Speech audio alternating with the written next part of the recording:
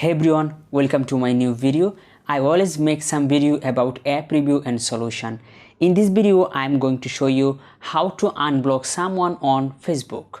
For doing this, you have to go your Facebook application and you can see this is my Facebook application. Next, click on Facebook.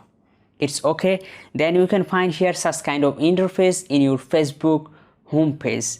Then at the top of the right side, you can find here three dot line. So just click on three dot line and scroll down. At the bottom of the side, you can find here settings and privacy. So just click on settings and privacy. Next, you can see here settings. So just click on settings. It's okay. And scroll down and scroll down. And you can find here blocking option. So before going to the process, I'm gonna ask you something. If you are new here in my channel, please subscribe my channel and hit the bell icon for getting new videos. It's okay.